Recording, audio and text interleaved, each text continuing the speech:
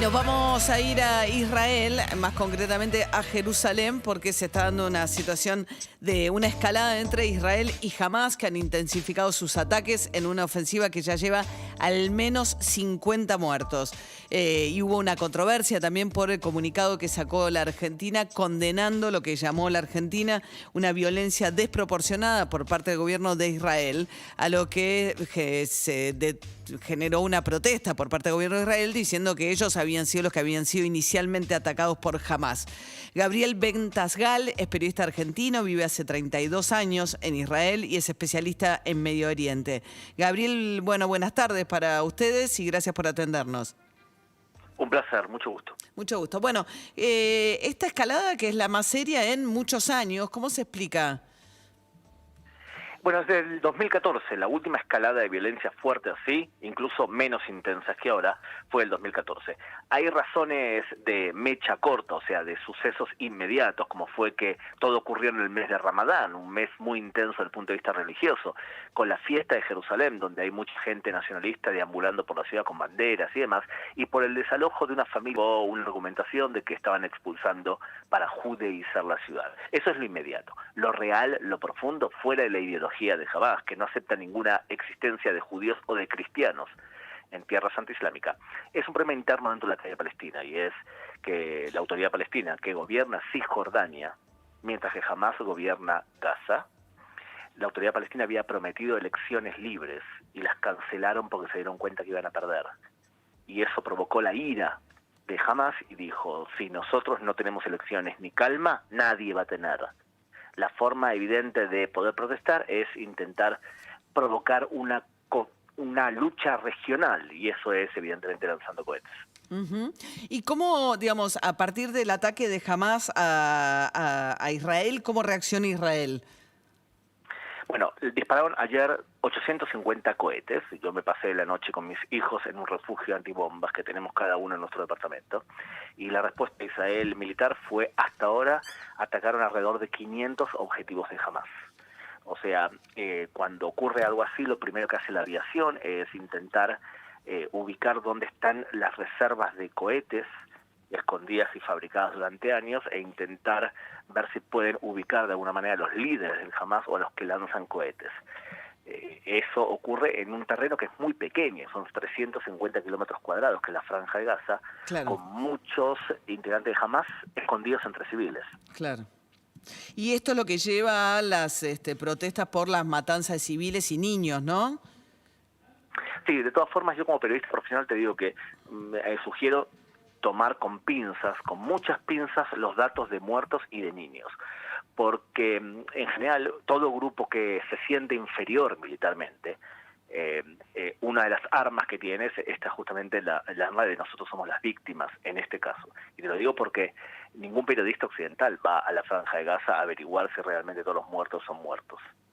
Yo sé que parece medio extraño, pero el 2014... ¿Cómo? Perdón, no entendí, de vuelta. Que el 2014 también fue el mismo argumento, y después de un mes los líderes de Hamás dijeron 70% de los muertos eran combatientes nuestros, o sea que los datos no coincidían una cosa con la otra.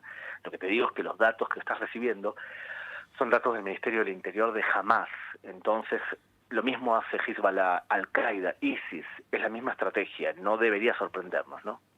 Ahora, vos mismo planteabas antes que, digamos, estos terroristas se esconden dentro de un territorio muy pequeño, altamente, densamente poblado, con una fuerte población civil. Sí, exacto. O sea que el hecho de que personas que no están implicadas en el combate fallezcan es completamente lógico.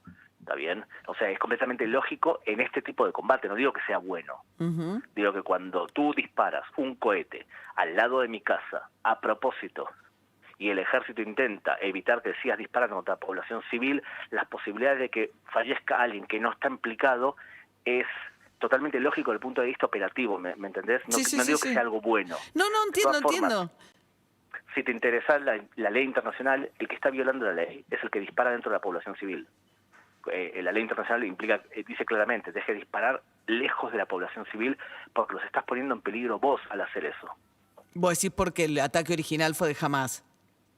No, lo que No. digo es que cuando hay ciertas reglas para poder combatir, vos Ujú. tenés que disfrazarte para diferenciarte de la población civil, no podés disparar adrede contra población civil de otro lado, y tenés que, cuando disparás contra otro lado, tenés que alejarte de la población civil porque los estás poniendo en peligro vos. Si Ujú. vos, por ejemplo, desde una escuela disparás contra otro lado, el culpable de que te disparen en tu contra eres tú, por ubicarte en un lugar que estás poniendo en peligro civiles. O sea, eso es lo que dice la ley internacional y tiene mucha lógica. Imagínate que Argentina empezó a disparar contra Uruguay desde la mitad de Buenos Aires adrede para utilizar a la población como escudos humanos. Ujú.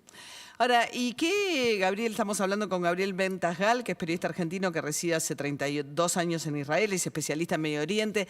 ¿Qué ves hacia adelante, digamos? ¿Qué perspectivas ves de que esto pueda seguir escalando? Y a corto plazo parece que va a seguir escalando o que va a durar más tiempo, porque en general hay dos parámetros para darte cuenta de esto, o tres. El primer parámetro es cuántos cohetes disparan por día. Cuando disparan 100 más o menos es que vamos hacia un combate largo. Lo segundo es hacia dónde disparan. Si disparasen alrededor de la Franja de Gaza, que hay poblaciones chicas, de alguna manera el mensaje es no queremos demasiado. Ujú. Si disparan hacia Tel Aviv o hacia Jerusalén, como fue ayer que dispararon 300 cohetes hacia Tel Aviv, es un mensaje diferente. Y tercero, la cantidad de víctimas fatales. Hasta ahora ya han muerto 6, por lo menos del lado israelí, y por lo menos, dice el Hamas, 50 del lado palestino, que yo creo que deben ser más incluso. O Ujú. sea, estos datos deben ser más de 50, lo que pasa es que en este momento Israel está atacando a los líderes del Hamas. ¿Y tú te imaginas que los líderes del Hamas digan, acaban de matarnos a 20 líderes nuestros? Eso le quitaría mucho prestigio dentro de la calle palestina. Y en este contexto, digamos, me imagino que hace ya, por lo que contabas, ¿no? 7 años que no se vivía una situación como la que estás describiendo en Israel, ni en Cisjordania, y cambia la vida cotidiana, me imagino, vuelven a sonar las sirenas, como nos contabas, estuvieron ustedes refugiados con tu familia en las últimas horas, en el medio de una población que ya está vacunada y que era la primera en el mundo, quizás no en el mundo, porque bueno, algunos países asiáticos también habían recuperado cierta normalidad, pero ustedes empezaban a vivir como una vida normal, entre grandes comillas. Debe ser rarísima esa combinación. Totalmente. Imagínate que en el último mes me pasé informando para varios medios de comunicación solamente sobre el tema de vacunación. Y de pronto, de un día para otro, cambiamos el chip y empezamos a hablar de guerra y de misiles y de ley internacional. Es completamente surrealista esto. Claro. Y mientras tanto, digamos, dejaron de circular, pero por estar en una situación de guerra, no por restricciones a la circulación del coronavirus. Sí, pero fíjate la influencia de una cosa con la otra. ¿Te acordás durante el coronavirus que los chicos estudiaban por Zoom desde su casa Sí. y de esa forma se mantenía la educación? Bueno, hoy nos acaban de anunciar a la mañana que los chicos no vayan al colegio y que las clases eran por Zoom. O sea, la tecnología de clases virtuales Quedó, va a permanecer, por lo visto, Claro, en un país como este. claro, claro. ¿Y la vacunación ya está casi terminada en Israel? Y mira, tenemos alrededor de 6 millones de personas ya vacunadas de 9.3. O sea, te das cuenta que 2/3 de la población ya tiene las 2 vacunas. Y por otro lado hay 1 millón de personas que se habían enfermado. Esos van a recibir o reciben ya una sola vacuna. Y ahora Pfizer acaba de aprobar que menores de 16 años se vacunen. Eso significa que 2 millones de niños van a poder vacunarse. Y de esa forma, si sumás los 3 grupos que te acabo de decir, estamos cerca del 85% de la población. Claro. Bien, Gabriel Ventasgal, periodista argentino que vive hace 32 años en Israel, es especialista en Medio Oriente, contándonos qué está pasando justamente a partir de esta escalada en el conflicto entre Israel y Hamas, que han intensificado sus ataques y ya medio centenar de muertos y una situación que parece que por ahora, por lo que nos anticipa Gabriel, va a seguir escalando, ¿no? Lamentablemente. Gracias. Lamentablemente. Gracias, Gabriel, que tengas un buen día. Un abrazo grande, cuídense. Hasta luego. 6:48 de la mañana y ¿cómo está el tránsito?